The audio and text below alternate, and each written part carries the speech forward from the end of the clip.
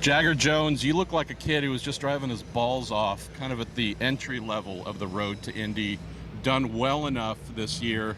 No, you're not going to take the middle step. You're going straight to the top. Indy Lights, Cape Motorsports, the Cape brothers. They're not unfamiliar with Indy Lights. We're going to find out what you can do there. I'm excited for you. Tell me about this move. Yeah, I think really it was just an opportunity we couldn't pass up.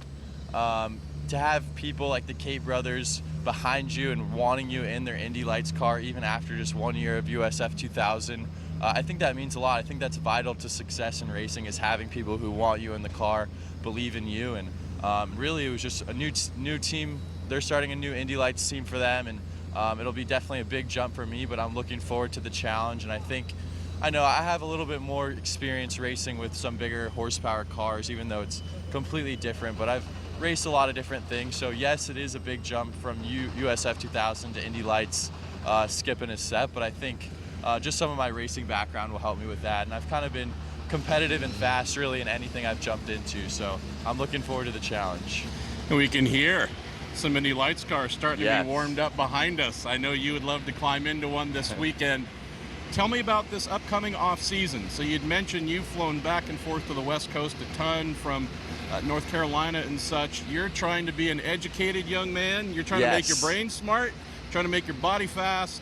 You're going to be jumping up to Indy Lights. Tell me about this off season and trying to blend a lot of things to do at once. Yeah, so with my racing, I'm a full-time student at High Point University, business and finance major. So just that in general with racing is hard. And then you throw in the workout program, coming to races and events that I'm not racing at, like the PRI show, this race this weekend.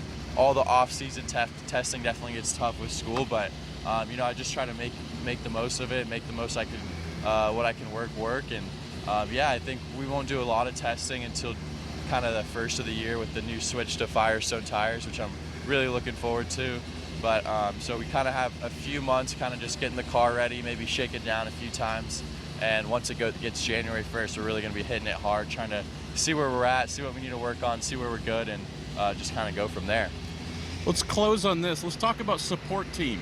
You have a number of, I mean, we all know your family lineage. Love your grandfather, love your father, but this isn't about them. This is 100% about you.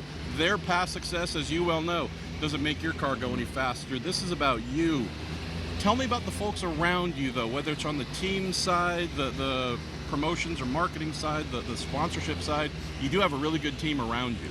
Yeah, luckily I've had such great connections from my family history, so especially in the IndyCar world, and I think that's really helped me the last year and next year.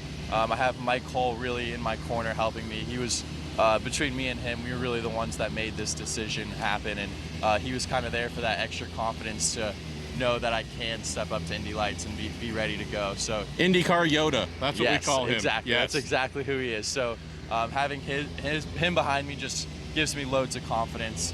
Brian Marks definitely helps on the sponsorship side, but we're always looking for more people in that realm to help us next year. And I mean, between those people, my mom helps so much with all the marketing stuff and all the little things behind the scenes. So I definitely have a huge team helping me behind me. Obviously the Cape brothers, and we'll definitely have some. We're still kind of working on who's exactly to be on the team, but we have a good general idea. But maybe a pretty good driver coach wouldn't be too bad. So we're kind of working on that right now, and we'll see. But I definitely have the right people behind me to kind of push me towards IndyCar. I love it. All right. Jagger Jones, this kid, quick like a bunny, smart too. There's nothing I love more than a kid on the road to Indy who's also going to college and getting their brain on as well.